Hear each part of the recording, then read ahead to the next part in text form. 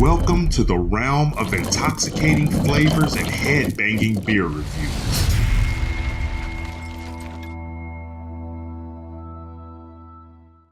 Welcome to another episode of the Rare Beer Club. I'm your host, the Ginger Yeti, and if you're new to the channel, the Rare Beer Club is a subscription club put out by the beerofthemonthclub.com. I receive a box every month like this that contains 2 hand-selected beers, costs about $60. I unbox them. I pick one of them to review right off the rip and then review the second one at a later date. So let's get this box open here. The Rare Beer Club used to always give you big bomber bottles, but as breweries have stopped doing bombers, what in the world is this? They started putting cans in there. So I got can and bottle. And I have no idea what this thing is. This looks weird. So let's see what we have here. The Rare Beer Club always comes with this paperwork. And what is this? This is a wine hybrid wild ale with Grenache grapes. What in the... What? Is this a wine? I'm confused by this. I have no idea. I am confused by that. This is the first time I've had something from the Rare Beer Club that's not like distinctly or strictly a beer. And the other one is War Horse Brewing Company out of Geneva, New York. It Came From Seneca Lake.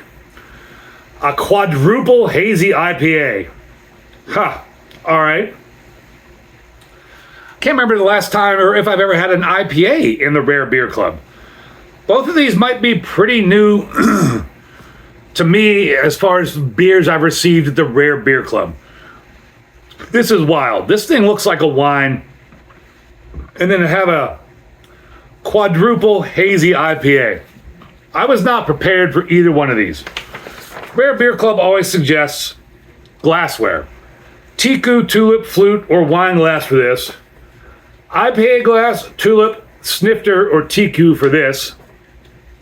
And, you know, I need to read up more about this because I have no idea what this is. I know what quadruple IPAs are. So I'm going to put this one aside so I can do some research on it because I have no idea what this is. So I'll lay this down here. I'm going to do this beer here. Hope it's cold enough. It weren't in the fridge for very long. And I just happen to have a, let's see here, a snifter here. That looks like a snifter. So this is it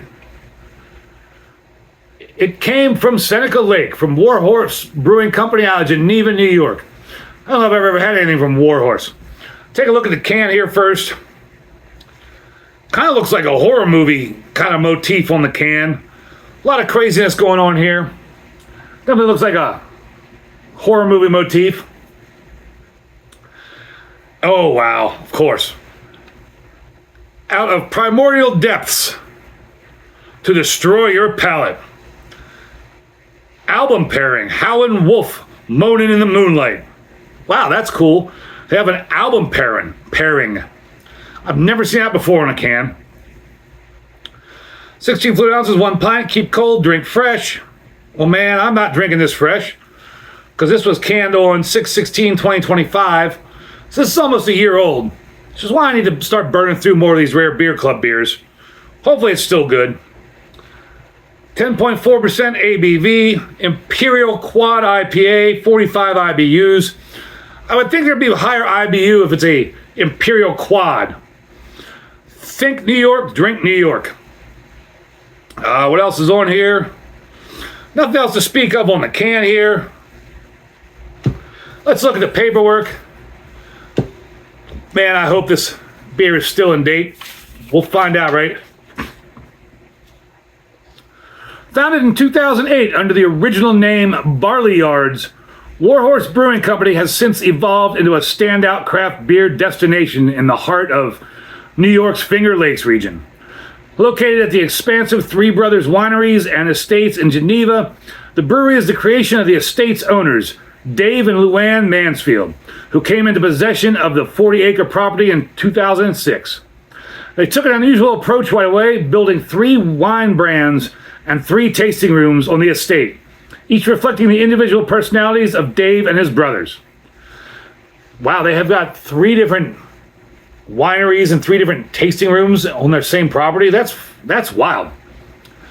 Initially, they brewed their beers under contract in Rochester, but the dream was always to build an on-site brewery. When their winemaker, Justin Policelli, started producing small batch cider on site and rapidly selling out of it, they knew it was time to take the plunge and develop a proper on-site brew house for both their cider and beer production. It'd been cool if they sent me a can of this and a can of cider. That'd have been really cool. The dream became a reality in 2016 with the opening of a full-fledged 15-barrel brew house at the estate. At the same time, the team expanded the adjoining tasting room, which, like the War Horse brand name, evokes a military theme honoring veterans. Inspired by Luann's dad, a World War II Navy vet, but War Horse's commitment to honoring veterans goes beyond just nostalgia. Through their Pint It Forward program, guests can prepay for pints to be enjoyed by veterans or active duty military, and proceeds from their flagship IPA go toward the Infinite Heroes Foundation. That is really cool. I already like this brewery. That's super cool they do that. In 2017, War Horse made big waves at the inaugural New York Craft Beer Competition, capturing 3 medals, the most of any of the 143 breweries in the competition, including gold for Lieutenant Dan in the Pale Ale category, silver for the Big Broadcast Double IPA, and bronze for Tardy McFly. I'd love to find Tardy McFly. That's funny. It's a sour wild ale. The brewery no doubt owes much of their success to their former brewmaster, Tony Cordova, previously of Brewery Omegang and Ithaca Beer Company, who came on board to help reimagine War Horse's recipes and production techniques at the launch of the on-site estate brewery. So let's get on into the beer here. I'm sure you're already tired of me reading and probably tuned out. It came from Seneca Lake. So what makes a quadruple IPA? In the brewing world, the terms double, triple, and quadruple, or even quintuple, IPA are not officially defined. And there's overlap among how different brewers use the terms. But as we go in number, it signals an ever-increasing amount of malt, which leads to higher original gravities and thus higher ABVs, as well as higher and higher hopping rates. For a quad IPA, we're typically going to be looking at an ABV in excess of 10% and a hopping rate as much as 10 pounds per barrel, or even more. This is an expensive style to brew and quite difficult to do right. For other quadruple IPAs built in the more traditional vein, we can get a huge caramel malt backbone and stratospheric IBU, a bit like of a double IPA mated with a barley wine. However, War Horse has taken a different approach with their monster-themed It Came From Seneca Lake. They've built this as a hugely amped-up New England-style hazy IPA. So on the pour, we're greeted with a super hazy golden brew topped with a massively fluffy off-white head that displays remarkable retention before dropping to a persistent collar, aided by the nucleation etching of the Duval tulip. I don't have a Duval tulip. So let's get this on into the glass here. And I'll make sure to put the Untapped Beer Advocate information in the video down here about this time. Get that poured out there. Wow, that's making a huge head. Not even hard pouring it, but that head is just crazy. I'm getting lots of like big time, like stone fruit, crazy scents on the nose here. So on the nose, this brew is one of those very aromatic IPAs that offers something new with each sniff. Yeah, definitely. Citrus is certainly apparent here, absolutely. Both with the sweet juice and the sharper zest. In the guise of orange, tangerine, and grapefruit. Softer tropical and stone fruit notes pull us in further. Joined by hints of Sauvignon Blanc, touches of pine resin, and fresh honeydew. I actually get all of that. That is shocking. Everything they just described, I am picking up. Even the honeydew. That is wild. Yeah, citrus, tangerine, orange, grapefruit, stone fruits.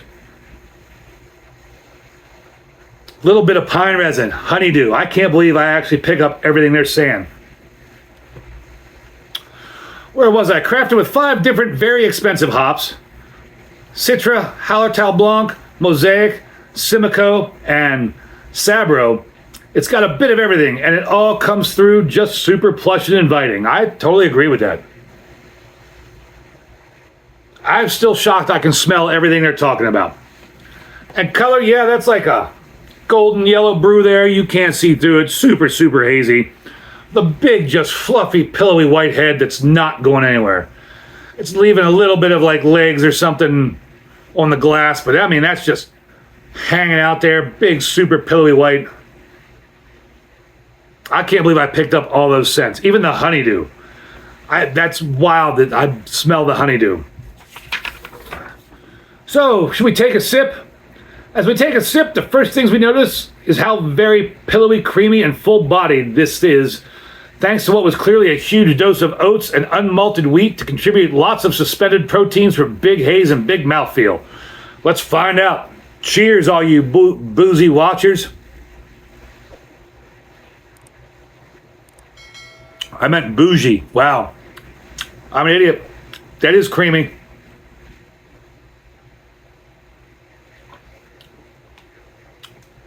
Very creamy. Surprisingly not bitter. Unlike a traditional IPA with loads of caramelization, the malty backbone here, while being equally full, instead offers a light, toasty quality in addition to weedy tanginess. The alcohol is well hidden when the beer is colder, increasing in booziness with warmth and certainly teaming up with the hops to offer plenty of edgier notes to stand in contrast to the pillowy malts whose light sweetness also rise with a warmth in kind.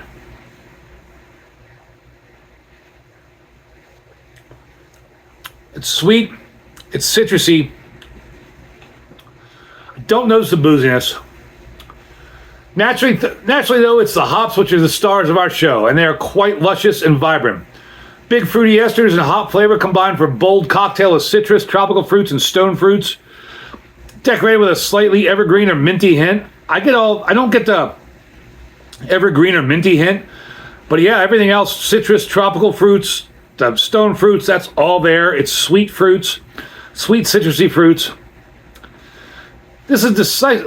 Where was I? At 45 IBUs, we don't get palate-crushing bitterness. I don't get any bitterness at all. This is decisively New England style in its construction, but there's still plenty of resinous hop bite coming through. I don't get any hop bite at all, but maybe it's because of the age. In concert with some fruity and spicy booziness to offer balance to the residual malty sweetness. But while this is beautifully balanced, do not mistake the term for shy in any way. Aging and pairing notes. Let's just be honest, most things that come out of the lake are best when they're fresh, and this creature is no exception. Hops degrade over time, so enjoy this monster fresh. Yeah, I effed up on that. But I never know what these rare beer club beers, I mean, most of the times it's always been like big time sours, big time stouts, things that can age. So I'm kind of shocked to see that there's an IPA, and I wish I would have got this sooner. Now, if you do decide to hang on to this for a while, it's not likely to immediately and suddenly fall off a flavor cliff. Rather, we expect the malty qualities to gradually grow in perceived strength while the luscious fruity hop elements fade over time. I don't know. I'm not getting a whole lot of malt. Whoa.